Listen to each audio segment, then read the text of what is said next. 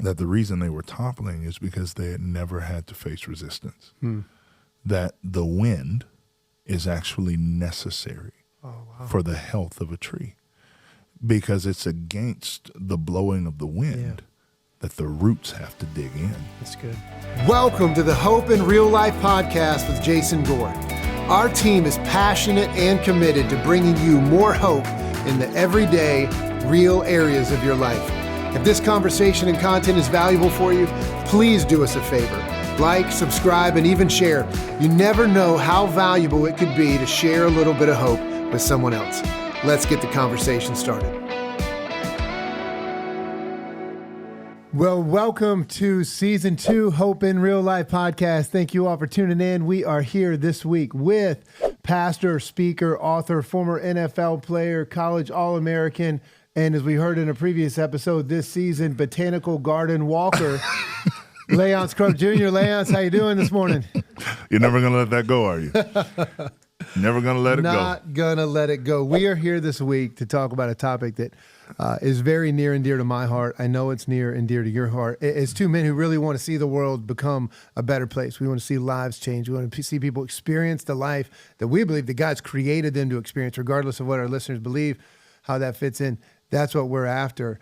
And it's the topic is this: how to be resilient in a chaotic world. My. Yeah. And so Leonce is here with us this week. He's actually written a book called The Resilience Factor. And so, man, I just would love to start right out of the gate. What does resilience mean to you? Yeah, resilience to me, to quote the great Mike Tyson. That's right. I know right where this is going. Everybody has a plan until they get punched in the face. And I think there's something incredibly poignant in that statement. He probably didn't know that as he was saying it, but no, he's a theologian. He is a theologian and a philosopher. And a philosopher, that's right. But there is something to that idea that we all think we have the way to go until we hit rough terrain, until we hit difficulty. And so the way I would define resilience is the ability to keep going against obstacle, against trial, against tragedy, against difficulty, to keep moving forward. Or another way to say that is the capacity to get up and keep moving after you've been knocked down. That's right. And I would even, no, I didn't write the book, but I would even add on that, like the ability to come back stronger. That's exactly than the time right. Before. So it's not, hey, we're not enduring. There's a difference in enduring something versus being resilient through something, because when something happens, when you've gone through some difficult times and then you come out on the other side strong, you're like, wait a minute, I'm a better man. Yeah. I'm a better woman. I know how to handle this. It's interesting that you started out by saying that, though. Everybody has a plan until they get punched in the mouth, or you said in the face, but punched in the mouth, punched in the face. Is it me? I mean, it seems like the world right now is throwing punches at us. Well, the world has always been throwing punches. Yeah, that's true. I think the difference is the frequency with which they come, the ability of Joe from Jackson Hole, Wyoming, to get on Twitter and yell at a celebrity or or a public official. The access that we have to information, it has just increased the ability for individual actors and groups of people to create chaos in all types of ways, which requires us to be more resilient. And I love the way you rounded that out. It is the ability to come back stronger, and we did cover that in the book, by the way. But it's the ability to get hit, to get up, and you have taken the collective learning from that, and it is actually... We're good. We had a little lighting change in the studio, but everything's all good. It got bright. Yeah, we're good. Yeah. I thought Jesus was coming back. I was like, I'm ready, trumpet, Lord. No trumpet, though. I'm ready. Trumpet. I heard it inside. Okay. You didn't hear it? I didn't hear the trumpet. I'm in trouble. Oh, that's in trouble. I need some resilience. We got to call Nick Cage. Oh, my goodness. Where y'all want to pick it up from? That's it. No, I think we're good. We just keep rolling. Yeah. Oh, all right. Listen, I don't know what kind of situation this is. Yeah, we're good to go. I'm usually on, we're going to be resilient. I'm usually on NPR type nonsense. You're not the NPR today type. On this episode of Hope in Real Life. No, but that ability to get up and to have taken the collective learnings from that loss, right? Nelson Mandela said this. He said, I've never lost. I've only won or learned, right? That to me, again, is a part of the essence of actually having resilience. And I think resilience can be cultivated. Yeah. It's not something you're born with. It's not something that is reserved for special human beings or former Navy SEALs or all-American wrestlers. It's something that can be cultivated over time with intentionality. Great. That should be comforting, I think, to the listening world at the moment. You're going through a difficult time. Like, this is something that can be developed. You've got to want to develop it. That's right. You got to be willing to go through the fire, but it is something that can be developed. I think it's important for our audience to kind of connect with you a little bit on this, and not because I know a bit about your life. Right? We know each other. For those of you that maybe you've heard this story, but there was a couple months ago you were in town, 2-3 months ago you were in town, and we spent some time in an office. We just said, if we're going to be working together more, if we're going to be spending more time together, we should just get to know each other more and talk about our stories. I think it was maybe 30 minutes before both of us were probably in tears talking about things we'd gone through. 30 minutes? Okay. 30 minutes? 3 minutes. You were crying in 7 minutes. It was beautiful. Oh, my gosh. It was beautiful. Okay. Well, we've got a clip of you that I we're think going to you were play wearing- now, going through flower gardens. So we're going to play that. Then we're going It was incredible. But let's do this, because I know you could pick one. You got a laundry list. But just talk about a time where you experienced a difficult time in your life and you had to work through that, and maybe just share a bit of that with our listeners. Yeah. I can say this quite candidly. 2019 to 2022 were the hardest years of my adult life. And I questioned everything. I questioned my calling. I questioned whether I was supposed to stay in ministry. I questioned what I had done with my life for the previous 10 years and if I was in the right place, doing the right thing. And it was because there was a series of incredible challenges and difficulties and traumas. In 2019, a couple of my elders and one of my associate pastors decided to try and basically upend my leadership and the leadership of some of the other elders and pastors. And it caused terrible trauma in our church. I wouldn't call it a church split, but definitely a church splinter. Yeah. There were a bunch of people that scattered just because they were hurt. They weren't even mad at a particular side. They're just like, I don't want to be a part of the drama. And so we navigated that in 2019, rolled right into the pandemic in 2020.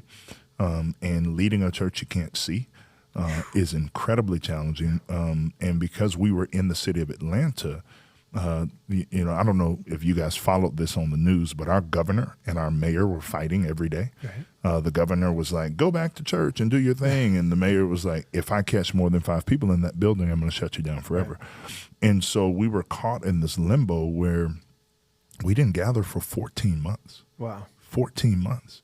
So I didn't even know if we would have a church, on the other side of that.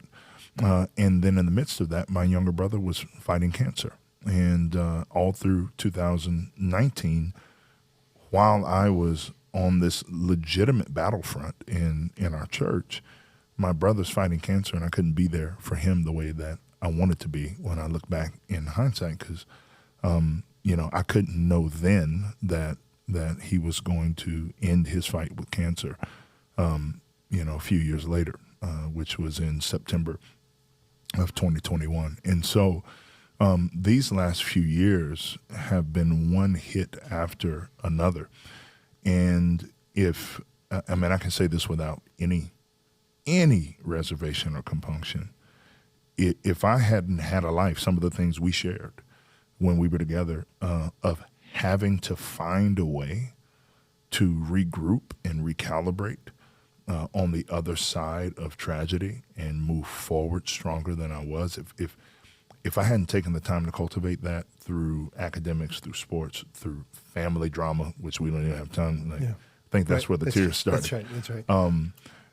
If I didn't have those faculties, I don't know that I would still be standing. And again, we're Christians. I do believe that the Spirit of God in me has been kind of that X factor, right? But just from the sheer standpoint of emotional, mental, and physical wellness, if I didn't have those other things to kind of build this resilience into me over time, man, there's no way that I not only survive but thrive on the other side of that.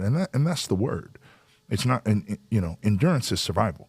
Right. We don't want to survive. Resilience is thriving on the other side of it, and integrating the pain into the person that you're becoming.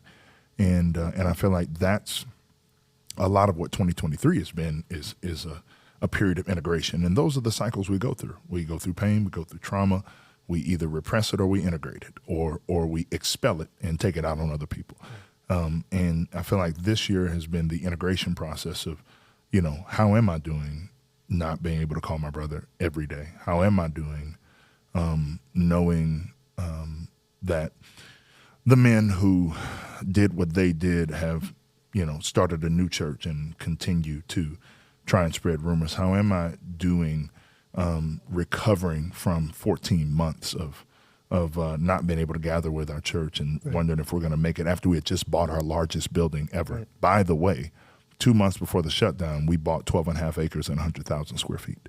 Talk about asking some questions, man. That's tough. Yeah. So that's it, man. That's And for people that don't know, I mean, you don't, despite what some people might think, you don't start a church or step into the role of pastor for fame or for fortune for other people. That's not for the sake of being lifted up. That's not why you do it. There are better things to do. There's a lot better things, and we can have a whole podcast on that. But you do that because you actually care about the mission. Mm-hmm. You care about it. And so when you give your heart and your soul to something, and then the thought of there might be another man or a group of men or some other people that are trying to strip that thing away from you, and then there's outside circumstances that then play in, man, the questions and the resilience that it takes to be able to push through that. And as a guy who knows you, I applaud you for the focus that took, because I know that could have been easy to just take a step back and say, man, there are easier things that I can give my time to and give my energy to, and quite honestly would hurt a lot less. Well, and there were things on the table.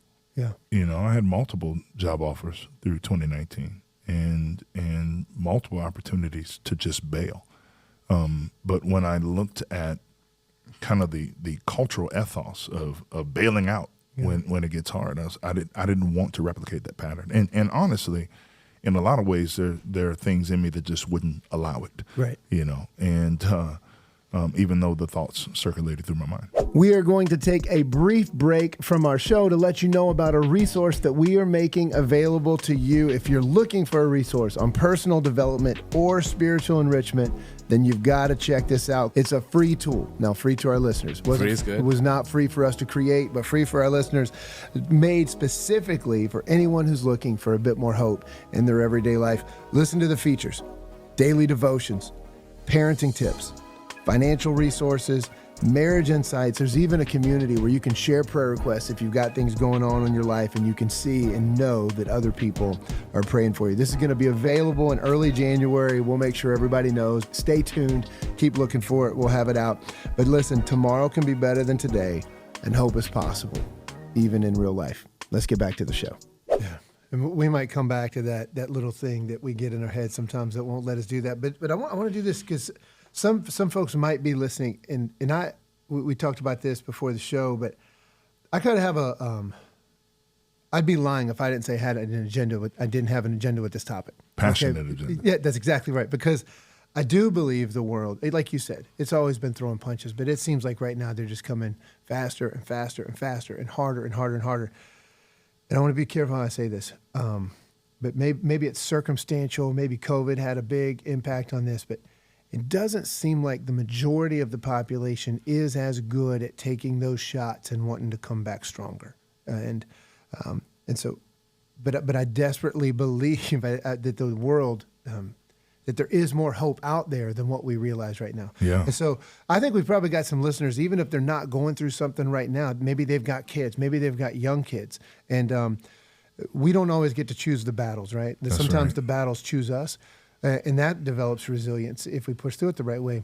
But what are some things that parents can take? And I'm actually going somewhere with this, so if we don't land the plane in the right spot, maybe I'll come back to it. But what are some things some parents can do? What are some environments some parents can create for their kids that would actually help them develop resilience in their lives? Yeah, no, I know exactly where you're going, and I think that is a great direction to go. The only thing I would say before I jump into that is, to anyone who's listening, life only comes in 3 stages. You're either entering a trial, in the middle of a trial, or exiting a trial. That's exactly right. So if you're not going through something right now, you will be. Buckle up. You will be. It's coming.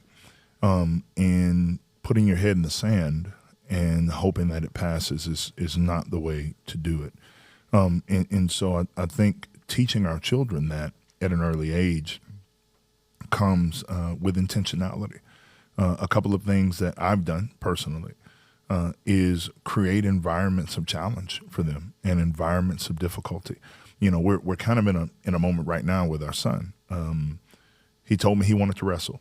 You and I both know that there is no glitz, no glamour. That's right. No money. Right. No money. No money. Maybe a college education. That's right. Maybe you get your college paid for. And so, but there's easier ways to get your college paid for. There you go. It is a hard sport. And he did it 1 year. He said he kind of liked it, but he didn't know. He came back this year.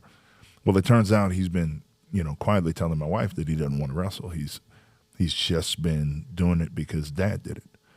And I had a moment where I had to decide if I was going to let him pull the ripcord or make him finish out the season, right? Even though he doesn't want to do it. He hates it. And now he hadn't told me this, right, but I can see it on him. He hates it. And I don't blame him. Right. If I wasn't if I wasn't certifiable, right, I would probably hate it too. Right. But he's going to finish the season. Yeah. We don't let our kids quit things Yeah. in the middle. So that's one way to build resilience. Yeah. We don't let them quit in the middle. You can quit at the end, Yeah. or you cannot start. Right. But you're not going to bail in the That's middle. good. And it hasn't always been received well. Anybody who's tried to raise teenage girls. That's me. Oh, Jesus, help, Jesus. But She's great. I know she listens. I love you. I love you. He loves you. I do love you. You and Mom are special together, though. I tell you that. And my girls, you probably won't listen, but if you ever do, I love you too. And you're also the source of all of the white hair in my chin. But we had to make our oldest. She tried to quit in the middle of the track season last year. Yeah. We're like, no, you're going to finish. Now, if you don't want to run track after this, that's fine. Yeah. But you're not going to quit on yourself, and you're not going to quit on your team in the middle. That's one way that we build resilience. Yeah. We don't just give our kids things, right? They have to earn things. Every year, Christmas time, however many new toys you think you want, that's how many old toys are going away. And we're in that, we're not only teaching them about loss and processing, letting go, but we're also teaching them generosity, right? Because they're taking those lightly used toys and they're giving them to kids who may or may not have a Christmas at all. But those are a few of the things. Man, keep going down the line. I made my kids start cleaning up after themselves when they were 5. Yeah. Even though I knew they would do a terrible job. Right. I'm like, you still have to clean up after them cleaning up after That's themselves. exactly right. But the lesson is if you make a mess, you clean it. Yeah. So get down and get this rice off the floor. Yeah. All of that, even though they don't understand it, it's me Miyagiing them into, resilience. Right. If you don't understand that reference, Karate Kid, wax on, wax off, he was mad. You're never going to teach me karate. Damn, son, wax on. And then he knew he had karate. Oh, it was beautiful. Sand the floor.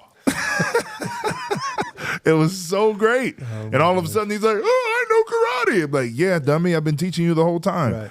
Right? So a lot of this is me Miyagiing them into what I hope, will become a resilience. Now, parenting is a stewardship, right? Yeah. Like we're just stewarding what ultimately belongs to God.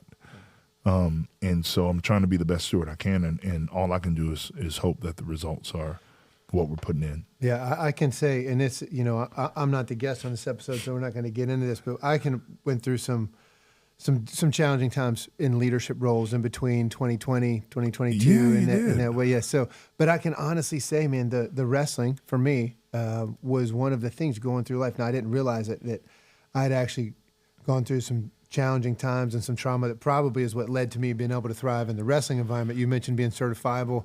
I probably fit in that category, but I wasn't old enough to realize it at that point. Yeah. But man, if it weren't for those lessons, if it weren't for understanding, hey, it's not about the glory in the moment. It's about, hey, you're not where you want to be, so you got to put in the work. You got to keep grinding. You got to keep pushing through. You got to find a way. They got me to that place. We said with our kids, and by the way, this is not a prescription, okay? This is not a prescription. This is descriptive of what we did. So I'm not telling you this is what every parent should do. And I hope you would follow the path. Go ahead. We told our kids that you can play any sport that you want at any season, except for the winter. You must wrestle until you get to high school. Yeah. And so we told our kids you have to, and that's just because of the lessons that you learn. There's no other sport where you have to go out and it's just you and another person. There's nowhere to hide. There's no one else to blame. And if you don't want to win, you don't have to win. Okay, but you do have to learn what it's like to go out knowing, because in life you're going to get in situations that are going to come after you whether you want them to or not. That's exactly right. And so you might not want to go after that person, but I don't want to go after every challenge that faces me in my life. And so we just said, hey, this is what we're going to do. We're going to make it fun. Yeah. You know, you're going to experience some rewards. We're going to travel to get a little bit as a family. We're going to go around some time. We're going to enjoy it. Now, to that we don't make them wrestle year round. We make them cut weight. Though, you know, my oldest two, you know, they've got had seasons where they had goals they wanted to set and they wanted to cut weight. And my daughter probably loves wrestling more than anybody else in the family. So my oldest two are twins. They're freshmen in high school this year. And so they still love the sport. They're going to be wrestling. And then my youngest still loves it. So for us, it's worked out really well. Yeah. I believe I've seen a tremendous amount of determination and grit through them, both in school and whether they're, you know, maybe when my daughter is arguing back with my wife, same thing. So you see grit and determination. So I think sports. I think you can learn a tremendous amount. You do. Through sports. Get a good coach if you have the right coach. Yeah. And you allow your kids to participate and follow that coach wherever they will take them if they'll invest in them the right way and call them into bigger things. Well, and that's what makes wrestling special and why I wanted to put him into it, because you're right. You know, when you play football, which I did that too, I can blame the offensive coordinator. I can blame the play calling that day. You know, the line wasn't blocking, Colorado. Yeah. You know, there's a bunch of different threads you can pull. Yeah. But when it's just you, person to person, it's just you. And that really is what's so much. And again, this is descriptive. Me and Jason are not telling everyone to put their kids in wrestling. But like, is this a podcast on wrestling or resilience? Tricked you. Yeah. But what I will say resolutely is, if not wrestling, something that you believe will teach them grit, will give them the capacity to grow against challenge, and prepare them for their future. You know, I heard this interesting study. I have all kind of weird facts, you know, Chick-fil-A. That's right. And the ice cream chicken. But they grew these trees in a dome. Okay, you can look this up. They grew these trees in a dome. Who's they? This group of scientists. Okay, not Chick-fil-A though. Not Chick-fil-A. Okay, no. Although they might have. You know, they're trying to take over the world. But the long story short is, the trees would get to a certain size and height, like a mature tree, and it would just fall down. And they couldn't explain it. They're like, well, why do these trees keep falling down? Once they pop up, we're giving them enough sun, we're giving them enough light, we're giving them enough water. They have all the ingredients they need that they should grow up and flourish. Well, it turns out that the reason they were toppling is because they had never had to face resistance. That the wind is actually necessary for the health of a tree, because it's against the blowing of the wind that the roots have to dig in. That's good. To not blow over. Yeah. And when they didn't have the trial of the wind, when they didn't have the force of the wind blowing against them, they still sprouted up as you would think they would. Yeah. But as soon as they got big enough, they just fell over. Yeah. Right. And I see so much semblance in that, in not only ourselves, but our children and our culture. You know, we are growing trees in a dome and then wondering why they're falling over. That's good. You know, that's good. I say it regularly in leadership. Let me serve along somebody. Let me work alongside of somebody that's got a little bit of a limp. Yeah. I want to be alongside. If I'm in the trenches, I want it to be with somebody that's gone through some stuff. Yeah. Who had to put their roots down. That's right. You know, so that they didn't topple when the wind blew. Yeah. And so I've always found that a fascinating analogy. Our team, when they were talking through this topic, one of the thoughts that they came up with was comparing this idea of resilience with a potential antonym of complacency. And when we were talking through that, you said, I don't know if complacency is the best antonym. I don't know if it's the best opposite. What would you say is the best opposite for resilience? Yeah, it's fragility. Mm-hmm. I mean, complacency is an issue, but to be complacent means that you're unmotivated and usually immovable, right? So if you're unmotivated and immovable, the chances that you'll face a trial are pretty minimalistic. So the antonym that I see to resilience is fragility, and it is the continual and evidenced practice of just kind of falling apart when things get hard, and we see it in sport, we see it in government, we see it in business, we see it in relationships. That's why the divorce rate is what it is, right? Because things get hard and people fall apart rather than getting together to do the work of repairing that relationship. And so I really kind of see a culture of fragility. And this is not a political statement. I don't ride the donkey or the elephant. I roll with the lamb. Okay? You like that? I like that. Pastor joke of the day. But at the end of the day, there is a culture of fragility that started with the generation born to the boomers, when we first started getting ribbons for everything. That started with us, right? We're late Gen Xers. And I'll never forget, I was a kid. I was a running back, and we lost the game. And we still got trophies and went out for pizza. And I asked my dad, why did we get a trophy? And he said, I was asking myself the same thing. That's right. That's right, yeah. That's the kind of dad I had. Yeah. But truly, I'm like, why did we get a trophy for losing? There are no participation awards in life. Yeah. And for that reason, it has ingrained a certain level of fragility into our host culture ethos. And when things get hard, people fall apart. Yeah.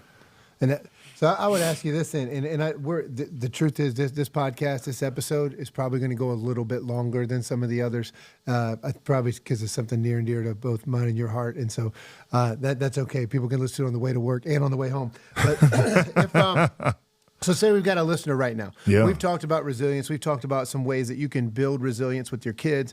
What if somebody's right in the middle of something like right now? This difficult, and they would say, man, what am I supposed to do right now to not want to give up? What am I supposed to do to have the energy, to have the fight, to be able to push through, and as we said earlier, to even come through better on the other side? What do I need to do?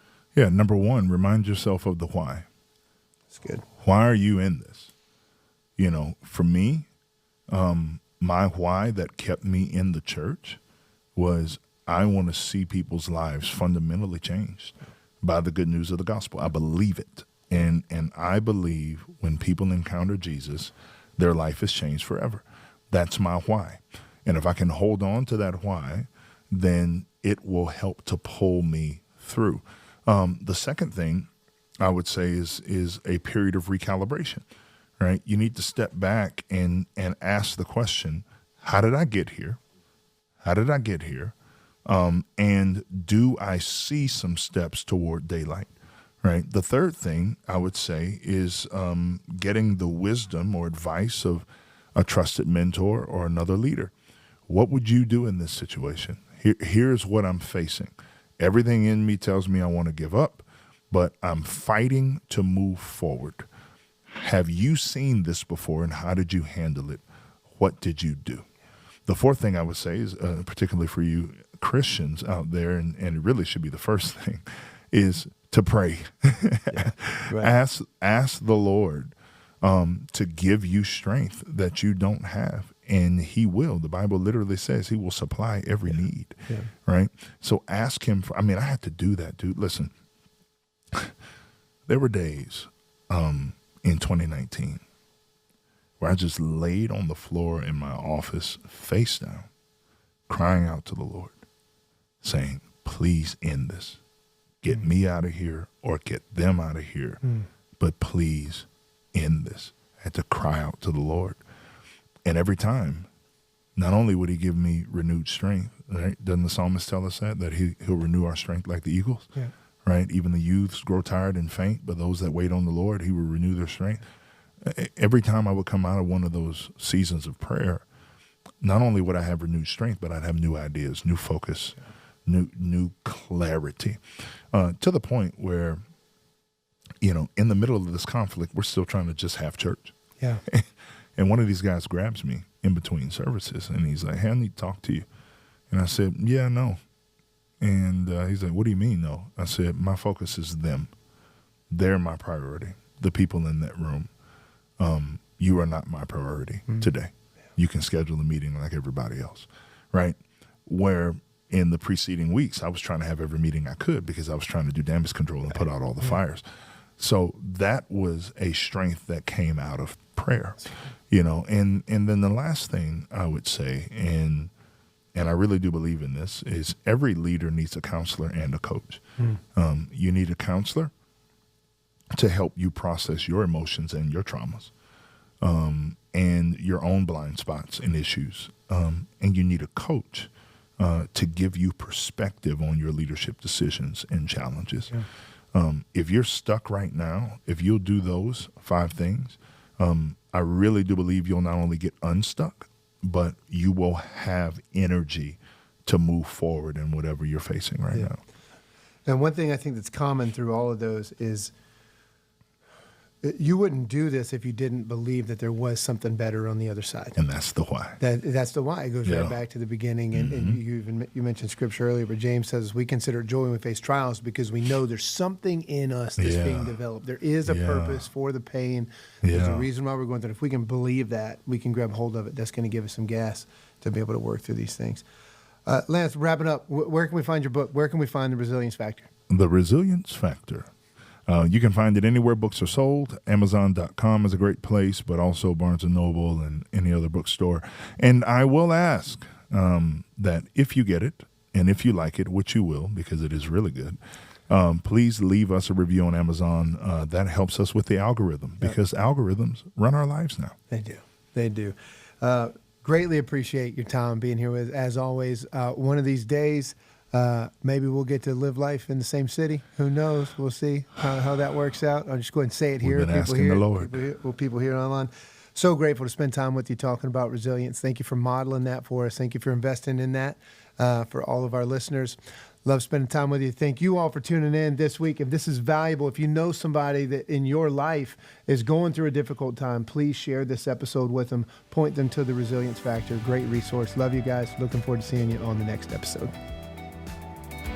Thanks for tuning in to this episode of the Hope in Real Life podcast. If this content was valuable for you, don't forget, like, subscribe, share. You never know how important it could be to bring a little hope into someone else's life. There's even a place here for you to comment. We would love to hear from you and hear your feedback. Until next time, let's keep sharing hope.